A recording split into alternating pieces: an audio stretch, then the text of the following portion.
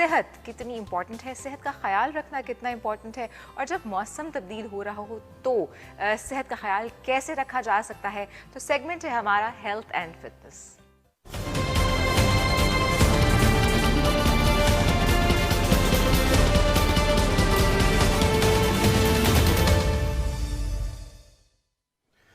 जी हाँ, सेहत सबसे ज़्यादा इम्पॉर्टेंट है और मैं Yes. तो इस वक्त इसलिए भी समझ सकता हूँ क्योंकि मेरी सेहत थोड़ी सी ख़राब है। गला और खराब है। यस, मेरा गला ख़राब है, ज़ुकाम है मुझे, और मुझे इससे ही अंदाज़ा हो रहा है कि वाकई इंसान थोड़ा सा बीमार हो तो फिर आपको अंदाज़ा होता है कि सेहत से बड़ी नेमत बिल्कुल और हेल्थ से बड़ी वेल्थ कोई नहीं। सही कह रहे हैं, थोड़ा सा डल फील करने लग जाते Yes. हैं, आपका कुछ करने को दिल नहीं करता, लेथार्जी होती है, वीकनेस फील हो रही होती है। और अच्छा, जिस तरह से हम बात कर रहे थे कि विंटर चेंज होने पे हम देखते हैं कि जब विंटर आ रहे होते हैं मौसम तब्दील होने पे, तो हड्डियों के बड़े मसाइल आने लग जाते हैं। आपके कहीं ना मसल्स कहीं में कोई ना आपको कोई पेन होना शुरू होती है, पेन मसल पुल होना शुरू हो जाता है। और आजकल तो वैसे भी जो लोग एक्सरसाइज करने के शौकीन हैं, जिस तरह कि मैं रनिंग करता हूँ बाहर, तो अनफॉर्चुनेटली स्मोक की वजह से आप बाहर नहीं नेचर जा को सकते, एंजॉय नहीं कर सकते, एक्सरसाइज नहीं कर सकते, तो ये तकलीफें जो है और ज़्यादा फिर महसूस होना बिल्कुल महसूस होती हैं। और इन तकलीफ़ों का हम कैसे इलाज कर सकते हैं, कैसे हम हड्डियों के मसाइल जो हैं उनसे निमट सकते हैं, इसी पर बात करने के लिए हमें आज स्टूडियोज़ में ज्वाइन किया है डॉक्टर सहर आमिर ने, जो कि फिजियोथेरेपिस्ट हैं। तो वेलकम करते हैं डॉक्टर सहर आमिर को। Sahar, welcome to the morning show. Thank you for having me here. कैसी हैं आप? ठीक हैं? बिल्कुल ठीक ठाक। आप अच्छा कैसे हैं? सहर, जिस तरह हमने कहा कि जिस तरह मौसम तब्दील होता है तो हड्डियों के मसाइल खासतौर पर सर्दियों में बहुत ज़्यादा होने लगते हैं। आपके पास वैसे किस तरह के पेशेंट आते हैं मसाइल लेकर, हड्डियों की तकलीफ से, और मौसम चेंज होने के बाद वाकई ये आप देखते हैं कि हड्डियों के जिनके मसले मसाइल होते हैं, जिनका ऑपरेट हुआ होता है, वो ज़्यादा आते हैं पेशेंट्स? बिल्कुल ऐसा ही है। सर्दियों में बेसिकली नेचुरली एक होता है कि आपकी जो पुरानी दर्दें भी होती हैं वो भी निकल आती हैं, Aggravate हो आपकी जाती हैं। एग्रीवेट हो जाती हैं। और सर्दियों में बहुत ज़्यादा पेशेंट्स जो हैं वो हमारे पास जोड़ों के दर्द और ख़ास करके गर्दन के दर्दों की वजह से आते हैं। जिसका एक रीज़न ये भी है कि मौसम बदलता है, हम शावर लेके, गर्मियों में तो हम लापरवाही से निकल आते हैं, सो कोई इशू नहीं होता। सर्दियों में हमें ठंड लग जाती है, हम बाल नहीं सुखाते, और उनसे स्पेशली हमारे गर्दन के, पट्ठों के सारे मसलों जो मसल्स हैं उनको ठंड लग जाती है, अकड़ाव आ जाता है उनमें। और फॉर द टाइमिंग हम सोचते हैं अच्छा ठीक है, इट्स फाइन, दर्द दिया है अभी ठीक हो जाएगा, लेकिन वो अल्टीमेटली वर्स्ट हो जाता है। एग्जैक्टली, वो एग्रेवेट कर जाता है। aggravate कर और जाता फिर उसका इलाज हल की तरफ यूजुअली हमने देखा है कि लोग नहीं जाते फिजियोथेरेपिस्ट के पास, इग्नोर कर देते हैं। सो क्या करना चाहिए अगर आपको कोई मस्कुलर पेन है, कहीं कोई ऐसी चीज़ फील हो रही है, तो what should the patient do?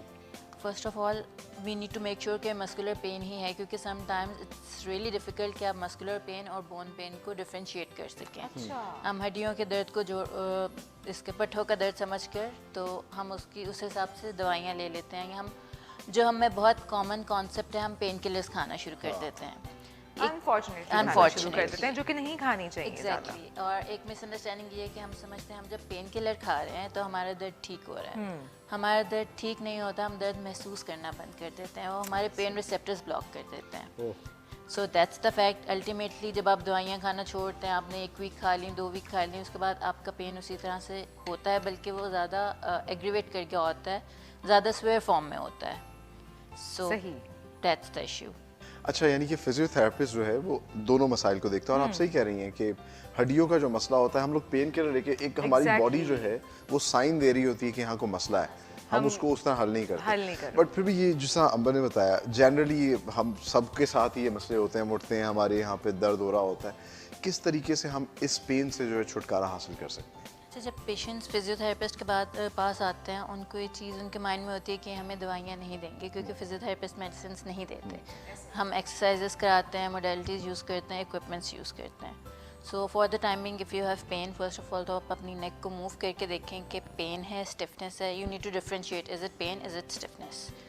अगर तो स्टिफनेस है तो you can just stretch your muscles and you feel better for the timing. और अगर आपको लगता है आपकी पेन एग्रीवेट हो रही है, आप हीट पैक यूज़ कर सकते हैं, हॉट वाटर बॉटल यूज़ कर सकते हैं for the relaxation of muscles. For the time being temporarily आपको पेन रिलीफ हो जाएगी, लेकिन इट्स स्टिल बेटर कि आप फिजियोथेरेपिस्ट को विजिट करें ताकि वो आपको एक्सेस कर सके and then he can make his. अच्छा, अगर आप पेन फील कर रहे हैं अपने मसल्स में, चाहे वो बैक के मसल्स हैं या शोल्डर्स के मसल्स हैं या नेक मसल्स हैं, कितने अरसे के बाद आपको ये रियलाइज़ हो जाना चाहिए कि कोई आम पेन नहीं है और अब मुझे फिजियोथेरेपिस्ट के पास जाना लाजमी है? Maximum a week.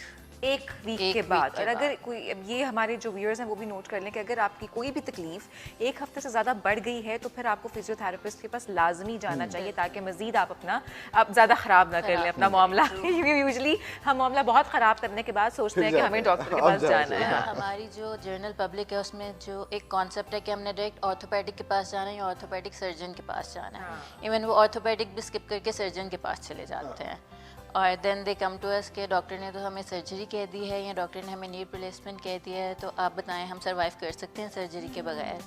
या फिर उनमें से बहुत से ऐसे होते हैं जो डायरेक्ट स्टीरॉइड्स के इंजेक्शन लगवा कर आ जाते हैं। सो ये चीज़ बड़ी इंपॉर्टेंट है कि आप पहले देख लें कि आपका प्रॉब्लम है क्या, और नीचे के लेवल से ऊपर जाने की कोशिश करें, ना कि आप एकदम ऊपर वाले सर्जन या फाइनल लेवल्स पे चले जाएं। अच्छा, आपने जोड़ों के दर्द के हवाले से बात की, स्पेशली घुटनों की तकलीफ यूजुअली हमने देखा है कि बड़ी उम्र के अफराद में बहुत ज़्यादा हो जाती है, और जैसे ही सर्दियाँ आती हैं, हाँ जी खवातीन में, बिकॉज ऑस्टियोपोरोसिस के मामला भी हमारे बहुत ज़्यादा हैं, और जैसे ही सर्दी आती है वो भी बहुत एग्रेवेट हो जाती है। सो क्या किया जाए, कैसे खुद को रनिंग उसमें रखा जाए कि आप चलते फिरते रहें एटलीस्ट? हम लोगों में ना एक मिसकंसेप्शन है कि हम समझते हैं जो हम सारा दिन काम कर रहे हैं, चल फिर रहे हैं, it's an exercise. No, that's not an exercise. Exercise में आप अपनी स्पेसिफिकली अपनी किसी बोन, किसी मसल को टारगेट करते हैं।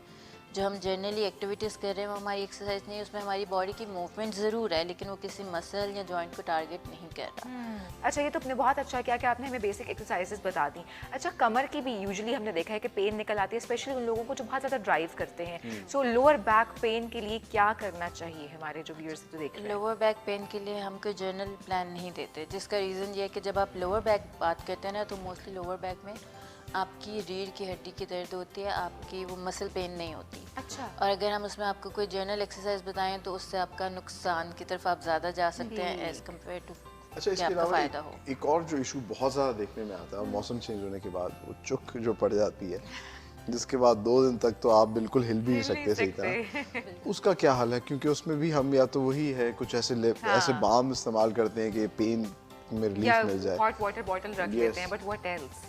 क्या किया जाए? हम सिंपल जो जिस तरह आप कह रहे हैं चुक पड़ गए या खेलते खेलते मसल पुल हो गया, इसमें हम एक प्रोटोकॉल यूज़ करते हैं जिसको कि हम राइस प्रोटोकॉल कहते हैं। राइस आर में हम रेस्ट करवाते हैं, ठीक है, आई हम आइसिंग करवाते हैं, और सी में हम compression and then is elevation के आप अपनी लेग रेज कर लें, जो भी है उसको आपका ब्लड फ्लो बेहतर करने के लिए होता है। सो आपको कोई भी जिस तरह के आपने कहा चुक पड़ गई या कोई पट्टा खिंच गया, तो आप उसमें icing is the best solution for the timing. अच्छा, लोग वैसे ज़्यादातर हॉट वाटर बॉटल की तरफ चले जाते हैं, तो आप कह रही हैं कि हॉट वाटर की बजाय आइसिंग की जाए, तो लोगों को सर्दी भी लग जाए कोई मसला तो नहीं। ठंडे मौसम में भी ऐसे में तो आइसिंग कर सकते हैं हम, लेकिन द थिंग इज के लोग फिर बहुत ज़्यादा एक्सेसिवनेस की तरफ चले जाते हैं।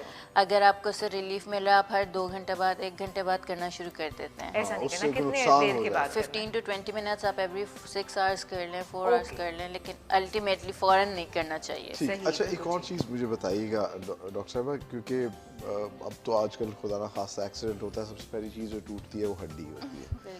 अगर किसी की हड्डी टूट जाए तो वो बेचारा फिर सारी ज़िंदगी तकलीफ में रहेगा या उसका भी कोई हल है? बिल्कुल नहीं। फर्स्ट ऑफ ऑल डिपेंड करता है कि आपका फ्रैक्चर का लेवल क्या है। अगर आपका इवन के टोटली डिसलोकेट भी हो गया है तो आप कुछ देर के लिए प्लास्टर लगवाएंगे, प्लास्टर ऑफ पेरिस, और उसके बाद आप फिजियोथेरेपी कराएंगे जब आपका प्लास्टर उतर जाएगा।